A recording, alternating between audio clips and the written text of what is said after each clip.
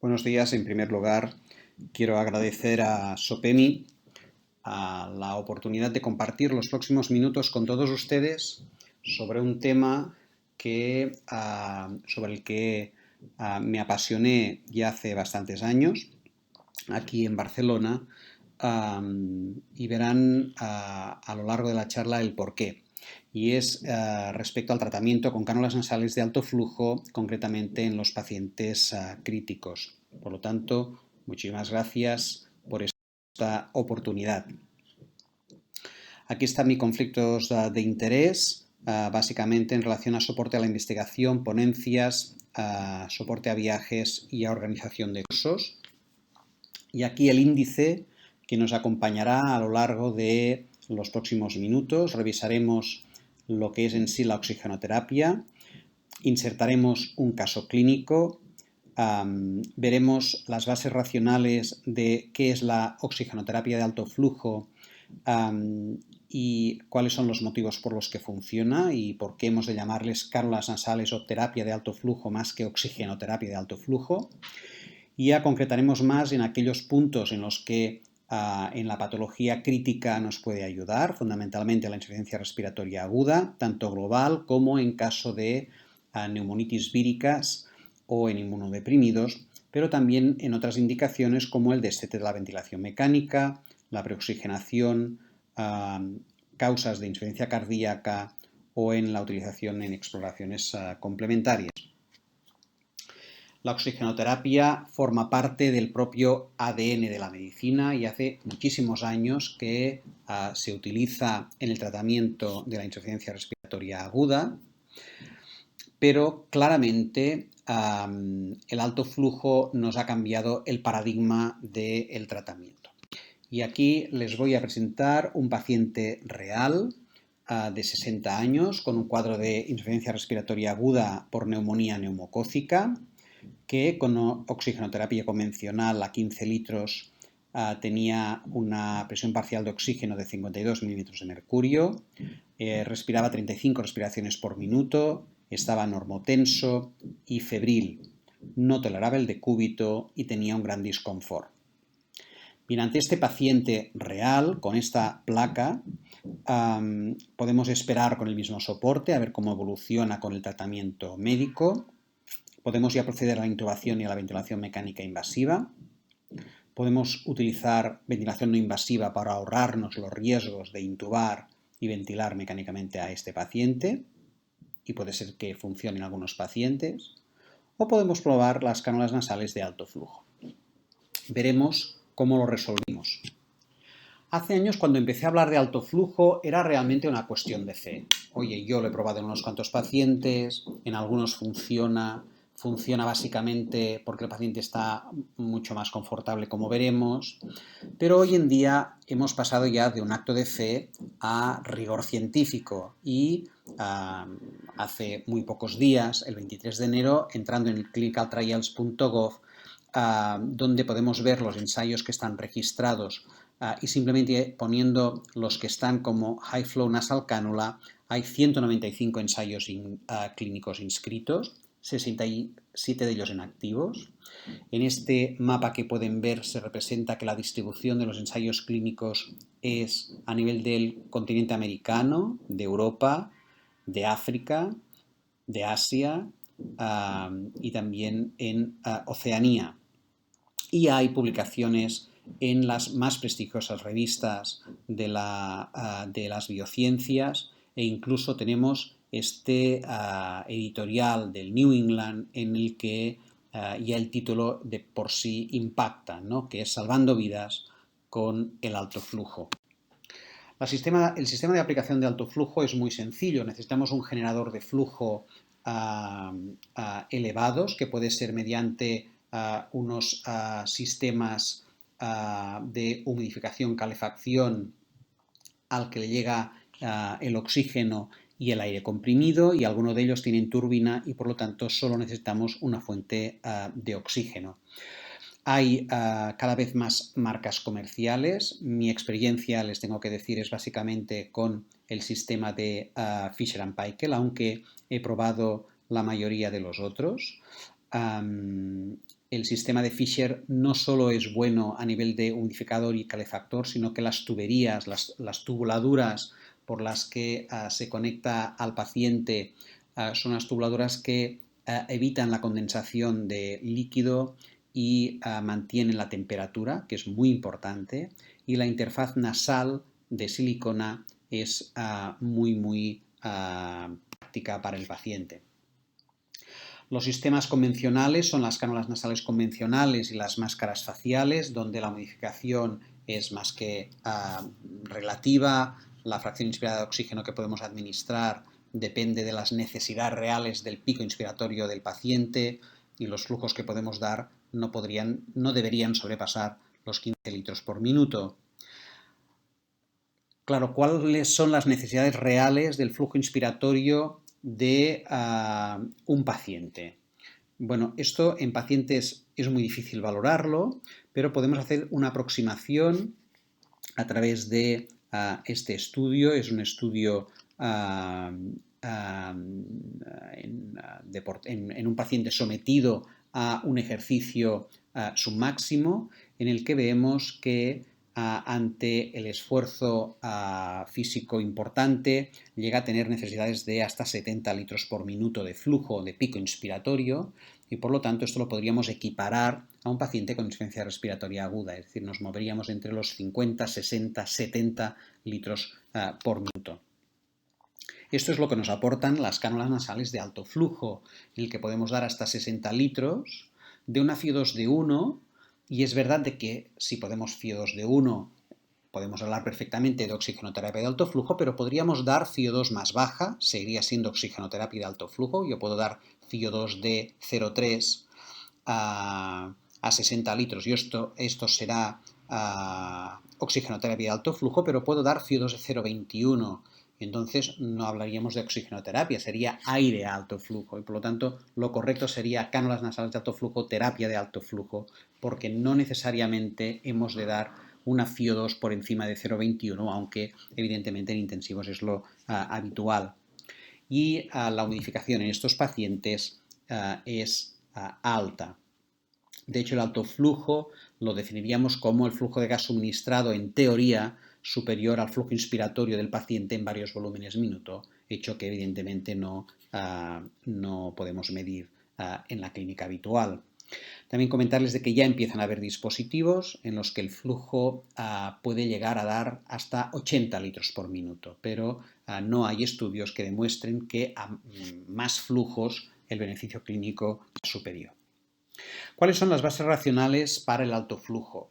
Aquí las tienen resumidas, las iremos desgranando, pero fundamentalmente todo gira alrededor de que los gases que suministramos son gases acondicionados. El oxígeno, la mezcla de oxígeno y aire comprimido, o solo aire o solo oxígeno, FiO2 de 0,21, FiO2 de 1 o al rango intermedio, esté acondicionado. Esto quiere decir que la humedad y la temperatura deben ser óptimas, si no, la tolerancia es nula. Nosotros en uno de los estudios en voluntarios sanos olvidamos de que estuviera conectado el humidificador calefactor y el sujeto recibió 60 litros con FiO2 de 0,21, pero de gas frío y seco, y era a los pocos segundos como si le clavaran agujas en las fosas nasales. Por lo tanto, el acondicionamiento de los gases es muy importante. ¿Y cómo acondicionamos los gases? Bueno, el gas seco llega al humidificador calefactor, que a través de unas tubuladuras que os he comentado es fundamental que mantengan el calor y no condensen humedad, llega a una interfaz nasal que debe ser lo más cómoda por parte del sujeto. La comodidad es algo que en esta terapia es lo primero que llama la atención. Es lo primero que nos llamó la atención a nosotros en Barcelona y hicimos un estudio prospectivo de intervención secuencial en 20 pacientes fundamentalmente con neumonía, primero con máscara facial, oronasal, perdón, y a continuación 30 minutos de alto flujo. Valorábamos con una escala analógica visual algo muy sencillo. Esto lo publicamos en el 2010 y era de lo primero que se publicaba de alto flujo en pacientes. Fíjense que aquí comparamos, ven los dos colores, máscara versus alto flujo. Y a los 30 minutos la disnea, que con máscara convencional de oxigenoterapia era de 7, bajaba a 4, la sensación de disnea. La sensación de sequedad de boca pasaba de 9,5 a 5 y la comodidad global pasaba de 5 a 9. Y cuando al final les preguntábamos, ¿y ahora quieres seguir con lo que estás llevando ahora o con el sistema clásico anterior? Todos los pacientes prefirieron quedarse con alto flujo. Esto hace ya, lo publicamos hace 10 años, el estudio empezó antes, pero es algo que es fundamental cuando tratas a estos pacientes. ¿Por qué funciona? Bueno, hay una menor dilución de oxígeno y esto tiene que ver con el pico inspiratorio que os comentaba al principio. Nosotros, si damos 4 litros y el paciente tiene un pico inspiratorio de 35 litros, le estamos dando 4 litros de CO2 de 1 y el resto que inspirará el paciente en su demanda de gas será de 0,21. Por lo tanto, la CO2 resultante será de estos 4 litros de oxígeno con CO2 de 1 y estos 31 litros de CO2 de 0,21. Y esto irá además cambiando respiración a respiración. Por lo tanto, la CO2 resultante se diluye y no sé nunca cuál es. Si yo soy capaz de dar una CO2 con un flujo igual o superior a los requerimientos que tiene el paciente, en este caso igual o superior a estos 35 litros, la CO2 administrada será igual a la CO2 resultante. Este es un punto en el que cada vez le da más importancia la disminución del espacio muerto. La disminución del espacio muerto, saben que el espacio muerto depende, mejor dicho, el volumen alveolar depende del volumen corriente menos el espacio muerto por la frecuencia respiratoria. Las cánulas nasales producen un efecto lavado en las vías aéreas superiores como de reservorio de oxígeno y por lo tanto disminuiría este espacio muerto de mezcla de CO2 de 0,21. Este podría ser un mecanismo importante que explicara la respuesta positiva del alto flujo. Hay una cierta presurización del sistema. Cuando yo estoy suministrando a un paciente 60 litros por minuto, no solo estoy generando volumen, estoy generando también presión. Les podría poner muchos ejemplos, pero aquí les pongo uno de un estudio que ya lleva unos años publicado, de Parke, de un grupo australiano, en el que daba hasta 100 litros por minuto en sujetos sanos, y ven por imágenes de impedancia que sería cantidad de volumen de gas dentro de los pulmones, y este volumen se relaciona con un aumento de la presión. En la curva, en la gráfica de la izquierda, en la parte superior, vemos que son presiones en nasofaringe, pero a más flujo, en la base de abscisas, vemos más presión en la base de, en la línea de ordenadas. Si damos alrededor de 60 litros, estamos generando sobre 5 o 7 centímetros de agua de presión. Con boca cerrada, si el paciente tiene la boca abierta, bajaría un par de puntos. Por lo tanto, a 60 litros fácilmente estamos dando entre 3, 4 o 5 centímetros de agua de presión positiva. Es poca CPAP, poca presión positiva, pero existe esta presión y por lo tanto estamos dando volumen, estamos aumentando aireación, pero también estamos dando presión.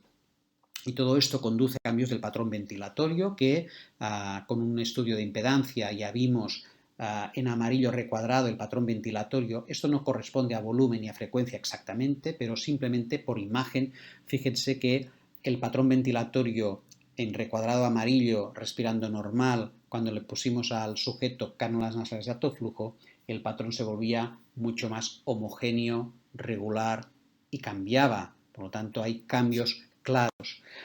Este es el único estudio publicado en Journal Applied Physiology también hace unos años. El alto flujo mejora también la sincronía tóraco-abdominal en pacientes con insuficiencia respiratoria aguda. Esto lo demostró en un estudio muy elegante un grupo japonés y disminuye el esfuerzo inspiratorio en relación a oxigenoterapia convencional, como también demostró este estudio, en el que además lo comparaba con la disminución del trabajo respiratorio si tratábamos al paciente con CPAP, con ventilación no invasiva tipo CPAP. La disminución del trabajo era la misma. Y ya más recientemente, en un estudio muy elegante del grupo de Tommaso Mauri, en pacientes con distrés ya, el alto flujo producía efectos fisiológicos con menor esfuerzo inspiratorio y mejorando el volumen y la compliance, que podía explicar la eficacia clínica, la bondad de este tratamiento en estos pacientes. Fijaros que son pacientes con distrés tratados con alto flujo, y sobre el tema hablaré también posteriormente. He introducido el concepto de que la disminución de trabajo respiratorio en el estudio que os he presentado hace un momento era parecido al de ventilación no invasiva. Nosotros diseñamos un estudio en el que lo publicamos el año pasado, en el que en voluntarios sanos comparábamos la ventilación no invasiva con el alto flujo y veíamos qué pasaba a nivel de cambios de impedancia, cambios básicamente de aireación pulmonar. En primer lugar, tanto con no invasiva, gráficas curvas en blanco o alto flujo, gráficas en gris, había una disminución de la frecuencia respiratoria desde el momento basal a los 30 minutos de tratamiento. Y esto es algo que lo hemos visto en pacientes con insuficiencia respiratoria aguda, pero también lo hemos visto en sanos. Y los patrones de impedancia a nivel del ELI, el End Expiratory Lung Impedance, cambiaba, mejoraba, aumentaba. Es decir, hay más aireación, tanto con no invasiva, esta es una imagen, pero que es clavada a imágenes con alto flujo. Cuando comparamos a los 30 minutos un tratamiento y otro, vemos que la disminución de la frecuencia respiratoria es más acentuada con el alto flujo, y en cambio el aumento de impedancia, el aumento de aireación es superior con la no invasiva. Por lo tanto, podrías decir, bueno, yo sí lo que quiero buscar es más aireación y además con más presión porque la puedo controlar y por lo tanto más reclutamiento, aunque no me gustaría usar esta palabra en esta charla, tal vez es mejor la no invasiva.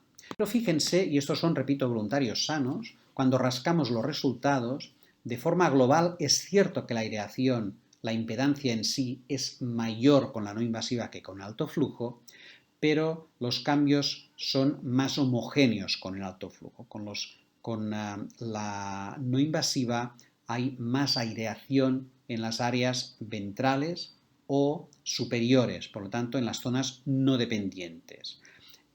Eso quiere decir que en pacientes donde además pueden haber condensaciones en las zonas más dependientes o basales o dorsales, esto me puede generar todavía más incremento de volumen en las zonas ya ventiladas de per se y generar trauma por encima del alto flujo, pues no lo sabemos.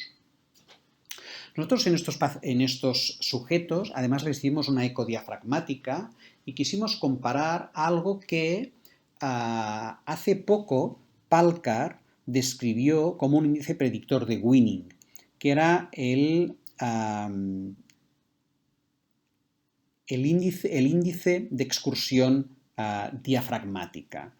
De hecho, el índice de excursión diafragmática es la excursión diafragmática por el tiempo hasta alcanzar el máximo pico. Y lo que vio es que este índice, si se prolongaba, quería decir que había una cierta adaptación al trabajo respiratorio y era un factor predictor de buen pronóstico en el Winning. Bien, nosotros lo que hicimos es estudiar este índice, que es un índice ecográfico, y relacionarlo con un parámetro clínico, como es la frecuencia respiratoria, y describimos el MAR Index, que es este tiempo de excursión diafragmática por 100 partido por la frecuencia respiratoria, y lo que vimos es que en la misma línea que describía Palkar había diferencias. ¿Qué impacto tiene esto en el winning? Lo estamos mirando ahora, pero de entrada podrías pensar que no deberían haber diferencias, y las había. Eran superiores el MAR-Index con las cánulas nasales que con la BNI. Esto quiere decir que podría ir mejor en el winning el alto flujo que en la BNI y que el MAR-Index podría también ayudar a discriminarlo. Lo veremos, pero hay diferencias. De hecho, hay diferencias en la frecuencia respiratoria. Os he dicho que disminuye más la frecuencia respiratoria con el alto flujo que con la BNI. Y el alto flujo, evidentemente, si produce en el sistema intratorácico cambios de volumen y de presión, es lógico que pueda inducir cambios hemodinámicos. Y por lo tanto, nosotros, de una forma no invasiva, quisimos hacer una aproximación, y esto eran pacientes con insuficiencia cardíaca estable, ingresados en el hospital por descompensación de la insuficiencia cardíaca, pero que estaban a punto de ser dados de alta, y les aplicamos alto flujo a 20 y 40 litros por minuto y les hacíamos ecos basales. Y veíamos fundamentalmente qué pasaba con el colapso de la vena cava inferior. Sabemos que en ventilación mecánica invasiva y en no invasiva hay una disminución del colapso propio durante la inspiración en la vena cava inferior. Pues bien, esto es lo que encontramos con el alto flujo. A más alto flujo, más disminución de este colapso que llegaba a ser del 50%. Lo veis en porcentaje en la gráfica de la izquierda y en porcentaje de reducción en la gráfica de la derecha. Con 40 litros, la reducción del colapso de la vena cava inferior llegaba a ser del 50%, y este colapso inspiratorio, en este caso concreto, se reducía al 100%, es decir, no había colapso, con lo que esto supone a nivel de precarga. Por lo tanto, tiene también consecuencias hemodinámicas como cualquier otro sistema que induzca un aumento de presiones dentro del sistema torácico. Pasemos ya a la clínica. Bien, en la clínica, fundamentalmente en intensivos, tratamos pacientes con insuficiencia respiratoria hipoxémica, y el estudio que ha cambiado radicalmente el paradigma de si funciona o no el alto flujo es el estudio Florali, publicado en el New England, un estudio francés multicéntrico, en el que compara tres ramas. Una de pacientes tratados con alto flujo, unos tratados con oxigenoterapia estándar y otros tratados con ventilación no invasiva. Este grupo, pero, se trataba como mínimo 8 horas al día de alto flujo durante al menos 2 días. Es decir, el paciente podía estar muchas horas sin BNI, de hecho cuando no estaba en BNI estaba con alto flujo, pero como mínimo tenía que estar 8 horas en una o varias sesiones con BNI. ¿Y qué encontraron? Bueno, el objetivo principal era la reducción de la intubación, y aquí fracasó. Es decir, hay una tendencia a que se intuba menos la línea roja, que es la de alto flujo, pero sin significación estadística. Por lo tanto, el ensayo fue negativo. Pero como todo estudio, se busca más y se buscó supervivencia. Evidentemente, los estudios que demuestren disminución o impacto de la supervivencia en pacientes críticos es muy difícil demostrarlo. Y aquí se encontraron la sorpresa que, si bien de entrada no había cambios a nivel de intubación, a nivel de supervivencia en la población general sí que había cambios y había una menor mortalidad y por lo tanto mejor supervivencia, y aquí sí con significación estadística, a favor del grupo de alto flujo.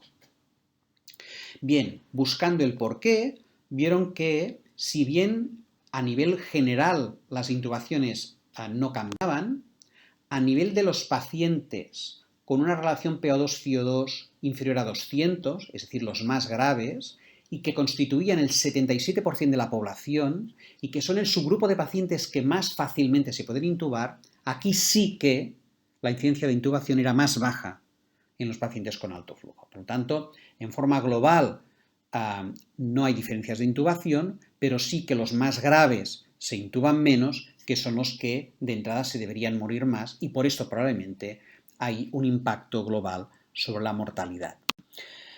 Este estudio ha tenido problemas metodológicos, si estaba o no bien estandarizada la BNI, que tal vez los pacientes con alto flujo presentaban una menor presión transpulmonar, que si la N se calculó por una tasa de intubaciones del 60% en el grupo control, aunque el porcentaje real fue más bajo, que en el grupo que murió tratados con BNI, muchos murieron con shock circulatorio, que llama la atención. Es decir, que es un estudio que ha abierto muchas preguntas y sobre todo metodológicamente es cuestionable, pero ahí están los resultados favorables al alto flujo y publicados en una lista de un impacto extraordinario. Bien, ¿y esto funciona en todos los pacientes con insuficiencia respiratoria aguda? Bueno, no en todos, y por lo tanto es importante predecir en cuáles, porque en los que no funcione, cuanto antes lo intube mejor. Ya el grupo de Streams, el grupo francés, vio que los pacientes que a la hora tenían peor relación PO2-FiO2, fracasaba el alto flujo y se acababan intubando. Que a los 45 minutos la frecuencia respiratoria seguía elevada en relación a otro grupo en el que disminuía la frecuencia respiratoria, pues también esto predecía de alguna manera los que irían mal. Y también la asincronía tóraco-abdominal, esto ya muy precoz. Es decir, el porcentaje de pacientes con asincronía tóraco-abdominal a los 15 minutos en los que el alto flujo funcionaría era claramente más bajo, columna azul-verde, que en los que no había reducción de la sincronía tóraco-abdominal. Nosotros en un estudio en pacientes trasplantados pulmonares lo que sí vimos es que los pacientes que durante la estancia en UCI desarrollaban distrés o shock, fundamentalmente séptico, tenían menor probabilidad de éxito al alto flujo. Por lo tanto, esto también es importante remarcarlo. Bien, a raíz de todo esto, diseñamos un estudio para ver si podíamos tener un índice fácil a pie de cama que nos predijera qué pacientes podían responder y qué pacientes no al alto flujo. Y aquí diseñamos el índice ROX, que es tan fácil como dividir la saturación de oxígeno por pulsioximetría partido por la fracción inspirada de oxígeno y este cociente partido por la frecuencia respiratoria. No hace falta gases, se puede hacer a pie de cama. Y constatamos que a las 12 horas los pacientes que tenían un índice ROX por encima de 4.8, la probabilidad de estar libres de ventilación mecánica era claramente superior a los pacientes que a las 12 horas tenían un índice ROX por debajo de 4.8. A la izquierda os pongo un ejemplo, un paciente con infiltrados bilaterales, pero que la saturación era del 98%, con FIO2 de 0,7 y una frecuencia de 21. Este paciente tenía un índice ROX de 6.6, por lo tanto superior a 4.8, no le tocaría, por lo tanto, tenerse que intubar. Realmente este paciente fue bien a pesar de estos infiltrados y necesitar FIO2 de 0,7. Este es un estudio que hicimos conjuntamente entre Barcelona y París. Claro, probablemente nos faltaba potencia de estudio y lo que hicimos es ampliar el número de hospitales participantes a 3 españoles y 2 franceses y repetir el estudio, y además lo validamos con la cohorte del Florali y el resultado era clavado. También un índice ROX superior a 4.8 tanto a las 2 como a las 6 como a las 12 horas, aunque a las 12 horas es donde mejor cuadra la discriminación, se relacionaba con una tasa de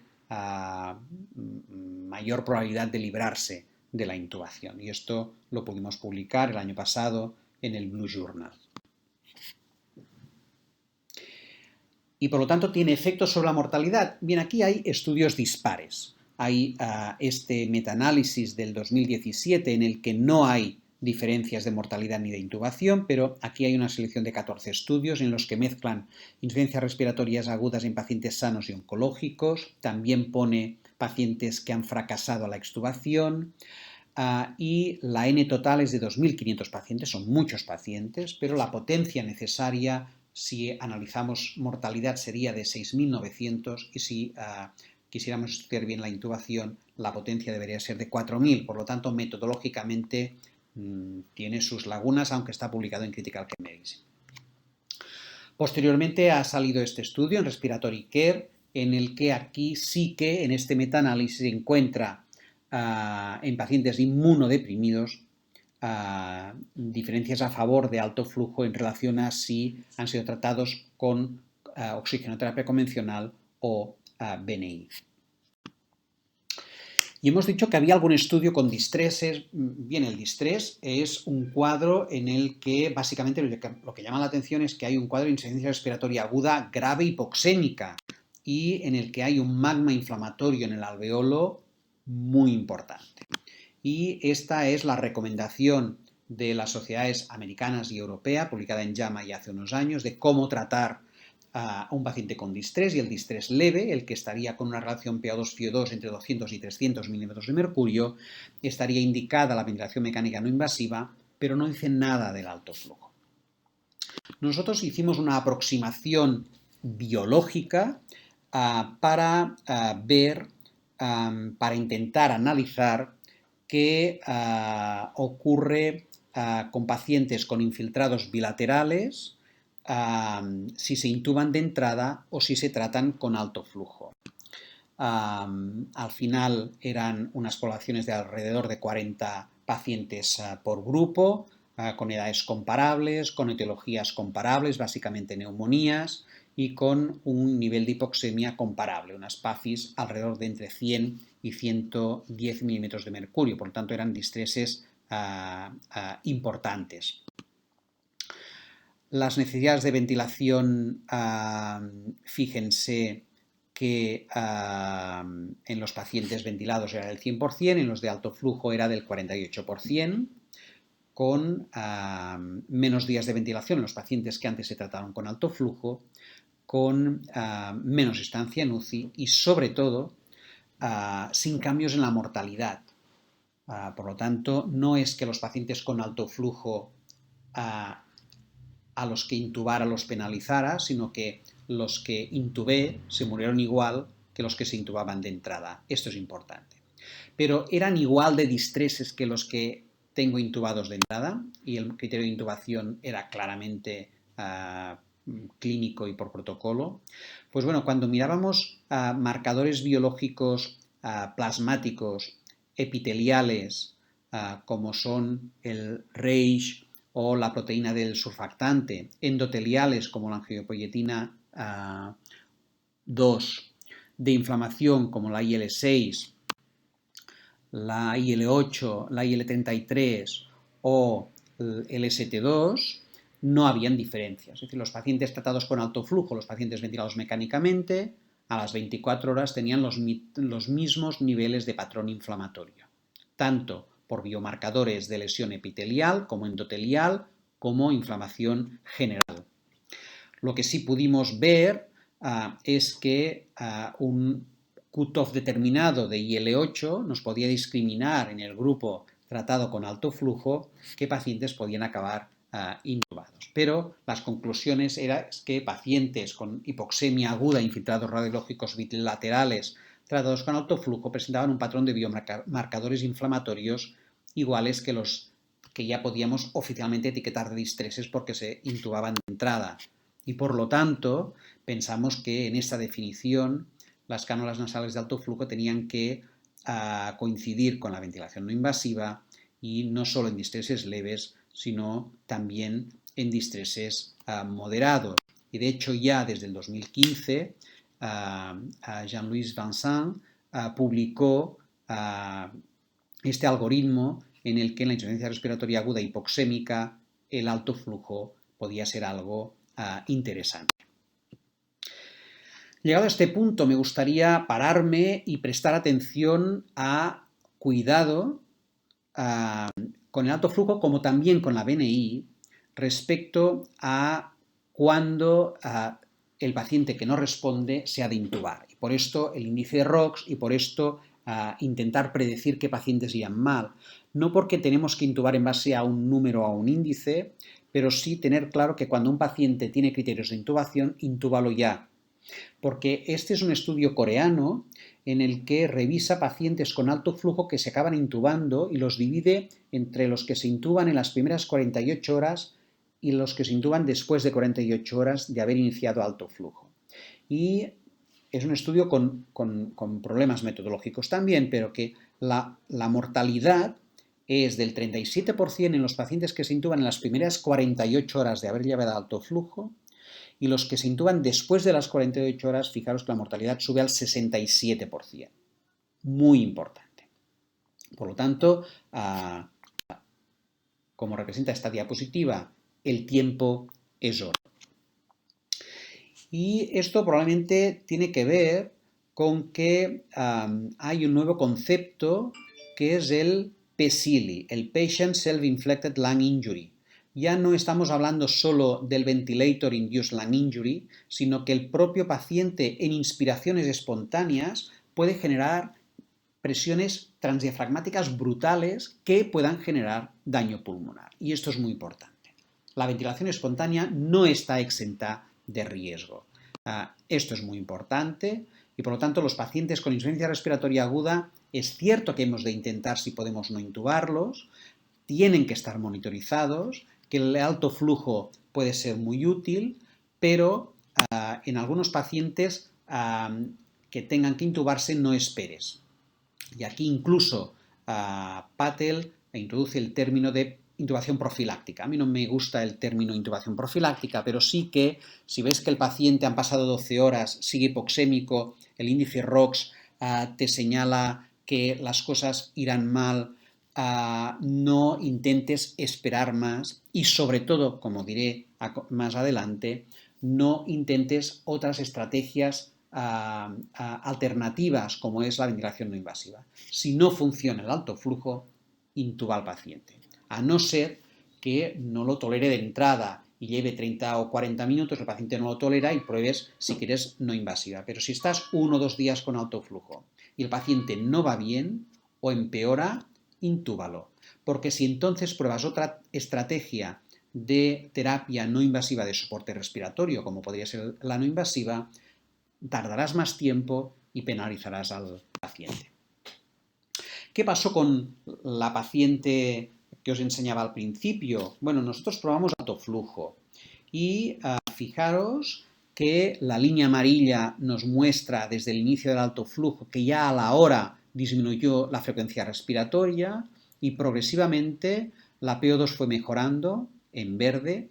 Poco a poco pudimos ir bajando el oxígeno en rojo, posteriormente el flujo en azul y a la semana la paciente estaba dada de alta. En esta paciente fue bien el alto flujo. ¿Qué ocurre con la insuficiencia respiratoria hipoxémica de origen viral? Podemos tratar gripes As o Bs con alto flujo. Sí, de hecho nosotros lo hacemos y aquí en este Journal Critical Care de ya hace unos años valoramos una serie propia en la que un grupo de pacientes los tratábamos con alto flujo y al final habían unos que iba bien y unos que tenían que intubarse. Y la diferencia de mortalidad era comparando los ventilados de entrada respecto a los que había fracasado el alto flujo, era de 20 versus 27%. La N era baja, pero realmente no parecía haber grandes diferencias y por lo tanto es cierto que en algún subgrupo de pacientes como los EPOCs o los asmáticos parece que responden mejor al alto flujo, que es mejor tolerado que la BNI, pero hay un grupo de pacientes que se ahorran la intubación y que sobreviven todos, por lo tanto sí puede tenerse en cuenta. ¿Qué ocurre en los inmunodeprimidos donde todos sabemos que la ventilación mecánica es algo que da mucho miedo porque está relacionada a mucha morbilidad? Bueno, nosotros en un grupo de trasplantados de pulmón que reingresaban por insuficiencia respiratoria aguda, podía ser a los 6 meses o a los 2 años, la mayoría por causa infecciosa, comprobamos que valoramos desde que utilizamos alto flujo respecto a cuando no utilizábamos alto flujo porque no disponíamos de él. Bien, lo que comprobamos al final es de que cada 3 pacientes tratados con alto flujo ahorrábamos una intubación. Por lo tanto, sí que parece que el alto flujo iba a favor de estos pacientes. Hay un metaanálisis de inmunodeprimidos hipoxémicos en un respiratory care de hace poco más de un año, en el que el alto flujo respecto a la oxigenoterapia convencional reduce mortalidad porque reduce también intubación. Elias Uley, en un Lancet Respiratory Medicine publicado recientemente, lo introduce como una terapia más de soporte respiratorio, y en un análisis post-hoc de la serie francesa en inmunodeprimidos, también el alto flujo reduce tanto intubación como mejora supervivencia en inmunodeprimidos. Y en predictores de fracaso al alto flujo, uno de ellos es el fracaso de la BNI. Y aquí quiero volver a insistir, puedes utilizar BNI o alto flujo, y esto podría ser discutible, pero si fracasa la BNI, no utilices alto flujo, o al revés, si utilizas alto flujo y fracasa, no utilices BNI. ¿Qué ocurre en la insuficiencia respiratoria hipercápnica? Vamos a dar 4 pinceladas más para ir acabando en otras patologías y que podemos verlo sin duda en urgencias o en sala de neumo, pero también en intensivos. Hay pocos estudios. Hay estudios que demuestran que disminuye la PCO2, que mejora el pH, que mejora, incluso hay un estudio en home care durante 6 semanas en EPOCs que ya se han estabilizado y los mandan a casa, y que a las 6 semanas mejora la Health Related Quality of Life, pero con pocas diferencias más. Probablemente se necesitan más estudios y más tiempo y ensayos clínicos randomizados que no los hay. ¿Qué ocurre con la preoxigenación? Bien, en la preoxigenación, en este estudio se comparaba a pacientes que antes de intubar en quirófano se preoxigenaban con bolsa reservorio o con alto flujo, y los preoxigenados con alto flujo se mostró como factor protector independiente para que cursaran episodios de hipoxemia.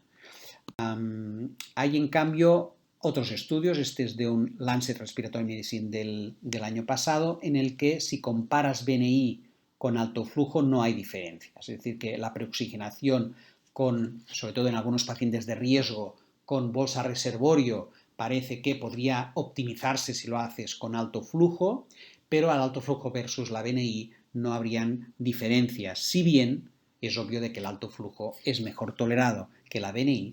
Y además el alto flujo durante la maniobra de intubación puedes seguirlo aplicando, mientras que la BNI has de sacar la interfaz. ¿Y qué ocurre con la extubación? En la extubación tenemos dos fenómenos. Uno es la profilaxis, pacientes que pensamos que tienen riesgo de ir mal y ya preventivamente los extubas y les pones el alto flujo. Y otro es el tratamiento, es decir, paciente que extubas, va bien y después de unas horas o de un día o dos hace insuficiencia respiratoria aguda. Una es profilaxis, la otra es tratamiento. Respecto a la profilaxis, ya el grupo de Maggiore hace ya unos años mostró que el alto flujo versus la oxigenoterapia convencional cuando extubas un paciente estaba más confortable, y además se reintubaban menos e incluso necesitaban menos sesiones de no invasiva.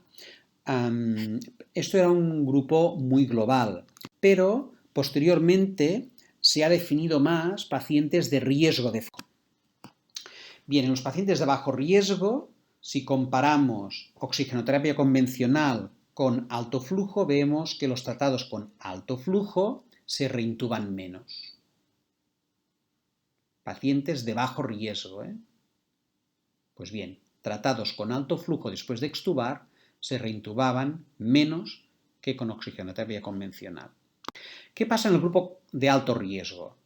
Bueno, aquí el mismo grupo de Gonzalo Hernández, en el que también nosotros participamos, pensamos que lo más correcto era comparar alto flujo versus BNI. Y no había diferencias.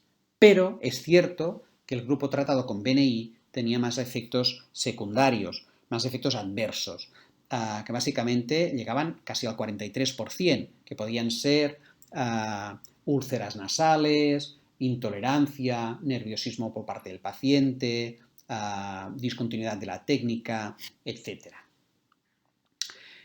Pero siguen habiendo pacientes de alto riesgo que tratamos con oxigenoterapia convencional. Pues bien, hubo un grupo de pacientes que los randomizamos a alto flujo o oxigenoterapia convencional a pesar de ser pacientes de alto riesgo de fracaso de la extubación. Y aquí no hubo grandes diferencias, pero aplicando modelos de regresión logística había un cierto componente de independencia asociada a un menor riesgo de insuficiencia respiratoria aguda posextubación, que no de fracaso y por lo tanto de reintubación, pero sí de presentar insuficiencia respiratoria aguda a los pacientes tratados con oxigenoterapia convencional respecto al alto flujo y que por lo tanto si los pacientes tratados con oxigenoterapia convencional tendían a presentar más o presentaban más insuficiencia respiratoria, algunos se intubaban, algunos se hacía BNI, algunos acababan con alto flujo.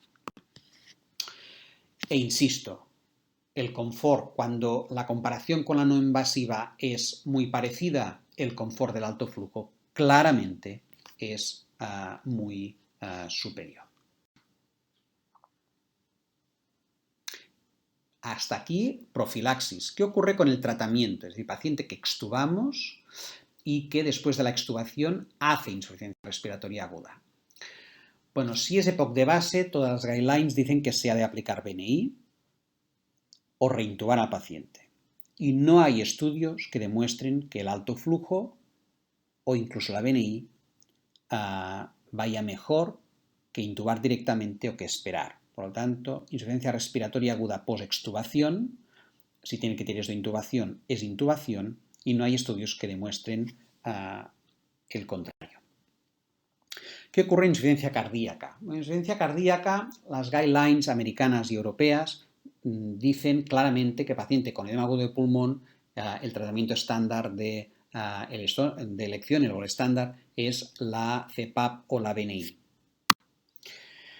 Es cierto que nosotros mismos demostramos que hay efectos sobre la disminución del colapso de vena cava inferior comparable a la BNI o a la ventilación mecánica. Y hay un estudio publicado hace años en la Revista Española de Cardiología y hay cosas en marcha que parece que hay pacientes en los que en edema agudo de pulmón cardiogénico el alto flujo podría ser útil. Este estudio español que les presento eran 5 pacientes de 84 años con edema agudo de pulmón cardiogénico que intoleraron la BNI y que mejoraron con alto flujo. ¿Qué ocurre? No hay más estudios porque nadie quiere empezar un estudio en el que te compares con un gol estándar muy establecido internacionalmente. Pero es cierto que en las unidades de pacientes coronarios, cardiológicos críticos, en mi entorno todos tienen sistemas de alto flujo y en algunos pacientes utilizan alto flujo. Por lo tanto, ahí nos quedaría también campo para trabajar. Y como soporte a exploraciones complementarias, nosotros antes, en pacientes inmunodeprimidos, por ejemplo, un trasplante de pulmón que estaba con insuficiencia respiratoria aguda y se tenía que hacer una fibroscopia, pues o no lo hacías por miedo o lo intubabas con todo el riesgo que hacía, le hacías la prueba y después intentabas extubarlo. Bien, hoy en día utilizamos alto flujo para hacer fibroscopias, ecografías transesofágicas, endoscopias digestivas, en pacientes con insuficiencia respiratoria aguda, y la tolerancia es muy buena y nos ahorra bastantes intubaciones. Por lo tanto, con todo lo que os he contado, las posibles indicaciones clínicas del alto flujo serían la insuficiencia respiratoria aguda hipoxémica, incluida el distrés y los cuadros virales y los inmunodeprimidos. En el destete de la ventilación mecánica, sobre todo en profilaxis y más dudoso como tratamiento. En la enfermedad pulmonar obstructiva crónica descompensada, pero ahí, ojo, que recordad el concepto de terapia o cánulas nasales de alto flujo. Ahí la oxigenoterapia nos chirriará un poco. Deberíamos dar alto flujo, 60 litros, pero con FIO2 de 0,21 o 0,24, con FIO2 baja. En la insuficiencia cardíaca, en pacientes con secreciones espesas, en exploraciones clínicas complementarias en pacientes hipoxémicos, cuando hay disconfort con las máscaras, cuando hay intubaciones o cuando la intubación no está indicada en pacientes paliativos. Hoy en día se trata la disnea todavía en muchas salas de hematología o de oncología o de paliativos con BNI, hasta que el paciente se trata correctamente con los fármacos sedantes y analgésicos correspondientes. Bueno, alto flujo es mucho más confortable, no seca la boca, el paciente hasta que se duerme puede seguir hablando con la familia, es claramente mejor. Y si tuvimos que responder en un tuit de los antiguos en los que las palabras estaban contadas, el alto flujo es, en los últimos años, la terapéutica que ha cambiado más el manejo de los pacientes con insuficiencia respiratoria aguda, al menos en mi entorno. Y, por ejemplo, aquí tenéis una foto de mi servicio en 2017, y ha cambiado poco y se ha cambiado es para más, en el que un 21% de los pacientes de un día cualquiera estaban con alto flujo. Y hoy en día nos movemos en los rangos de entre un 15 y un 40% de los pacientes pueden llegar a estar con alto flujo.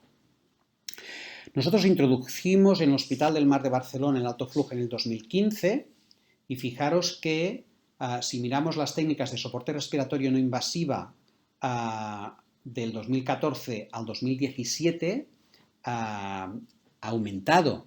Es decir, que en el 2014, donde solo se utilizaba BNI, alrededor de un 12-13% de los pacientes se trataban con ventilación no invasiva.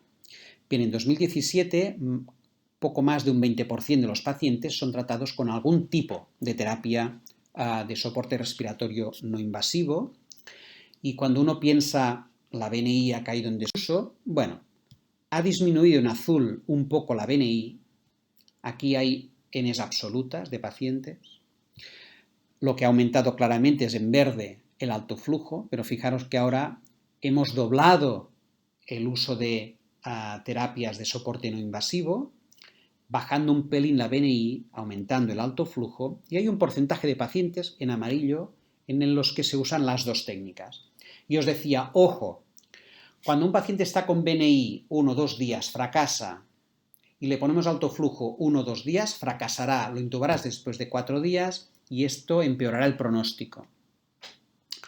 Al revés lo mismo, pero lo que no está mal, al menos por los primeros datos que empezamos a tener, es la coexistencia de ambas técnicas. Es decir, pacientes en los que por la noche están con BNI y de día para comer o para estar con la familia están con alto flujo y por lo tanto son técnicas que cohabitan.